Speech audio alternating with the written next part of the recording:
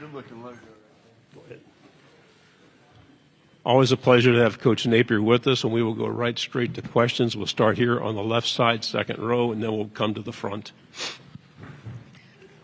Chrissy Freud, USA Today. I wanted to ask you about DJ Lagway and where you view him as being from a mental and mechanical perspective, and what do you think his best attribute is as a quarterback?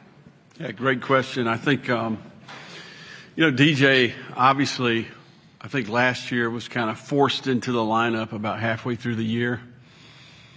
And he and I have had this conversation. I think that he didn't have time to think about anything. He was consumed with preparing, being at his best for the team. And then now, after the season, after the bowl game, you get a chance to regroup a little bit. So, obviously, he's very talented, but I think to me, we're working on the skill level, the fundamentals, the techniques. We're working on improving his knowledge, his overall football IQ, situational football. I think one of the areas he's ahead of the game is as a competitor. I think he's really good on game day. And then I think in general, he has character. I think he's very humble. I think he's really engaged every part of the organization, the way he treats people. So a little more advanced just from a maturity standpoint. I think his humility, his desire to improve, those are the things that stand out to me about DJ. Front row, left side. Hey, Coach. Jacques Doucet, WAFB in Baton Rouge. Good to see you. What did the LSU win mean to you guys last year in terms of kind of changing the momentum, and now you're on this winning streak? And if I could, a second question, Jack Pyburn, what is LSU getting in him? Yeah. Look, I think the LSU win came in a pivotal moment. We had kind of limped into Austin there, beat up, played without DJ and a number of defensive players that day. Didn't get the result that we wanted, but we felt like we were back healthy. We had a lot of those guys back for the LSU game. We felt like we played pretty good against Kentucky, Georgia, and now we got the bullets back in the gun and playing at home. So I thought it was absolutely a huge step in the right direction, and I think it just increased the confidence level of the team. And obviously able to win again the next week against Ole Miss. So I just think it increased the belief level of, our guys and what we do and how we do it. I think when your process starts working for the players, when they see the growth as a person, when they see the progress and achievement as a student, when they're getting better as football players, and it's not only working for them as individuals, it's working for the whole team, playing well on the offense, defense, and in the kicking game.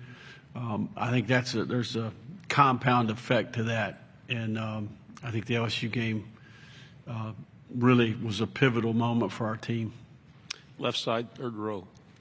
Dan Peck, ESPN 106.7 in Auburn. Coach, when you evaluate players in the transfer portal, deciding whether or not they'd be a good fit, is there anything in particular you're looking for, any methods you lean on? Coach Freeze yesterday referenced using personality tests on prospective players. And any sort of methods that you rely on when you're deciding whether or not a player would be a good fit? Yeah, I think the portal is becoming a little bit easier for us, I think, because we have relationships with a lot of the players. We've evaluated them in the past. We have relationships with them from the past. I do think that we lean on our players in that situation. We try to get the player to campus. We use our veteran players as hosts, and we ask them for input, feedback about are they a good fit. I think that nowadays it's more important than ever to protect, kind of the locker room to some degree, the relationship. So you can screw that up in a hurry if you bring the wrong person into that. So we're hopeful that we are less dependent on the portal going forward. I think maybe we took 5 or 6 this year. That number's going down for us, but we're always going to use it. I think you're always going to have players that you're going to have attrition. You're going to have guys declare for the draft. You're going to have some injuries, and maybe it doesn't work out for some guys. So we lean on our players, and I think that's worked for us. We've been very successful with our portal acquisitions. They've not only been productive on the field, but I think they've also brought an extra dimension to our team from a leadership standpoint. Right side, second row, and then pass it forward. Alex Byington on 3. You mentioned earlier, and both your players, Jake and Caleb, mentioned that DJ kind of has a different personality on game day versus the rest of the week. Can you elaborate on that? Just, what do you see when he turns the switch on game day? Yeah, I think he's got a really unique ability to eliminate the external. I think he can be present. I think he's consumed with playing winning football and doing what he needs to do to help the team win. Just a little different look in his eye. And I think that late in the week, Thursday, Friday, Saturday, the guys played a lot of football. I think he played in the state of Texas. I think it was a big deal in his community to be the quarterback, to lead the team.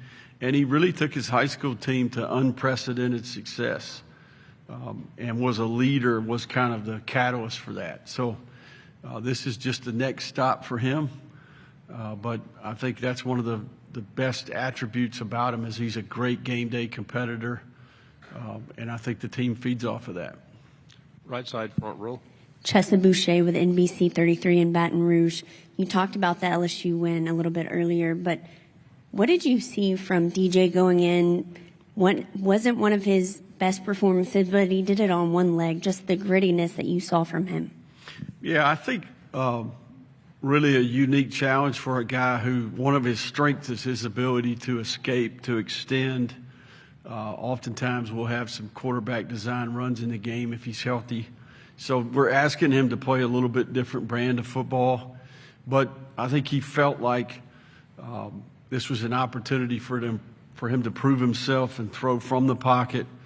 I think his stature helped him in the game. I think he was tough to bring down even within the pocket. So, look, the guy is up for the challenge. That's why he came to the University of Florida.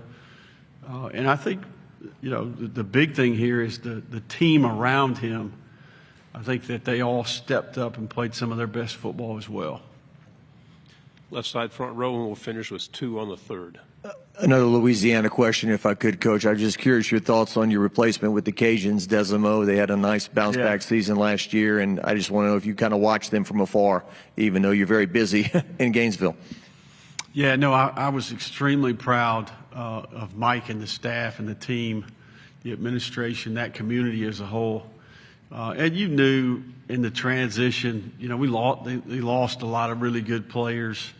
But you knew they would reboot and evaluate, recruit, and get that thing right back where it needs to be. So, yeah, and look, if they don't have injuries at quarterback, they may be winning again, So Mike is a phenomenal leader.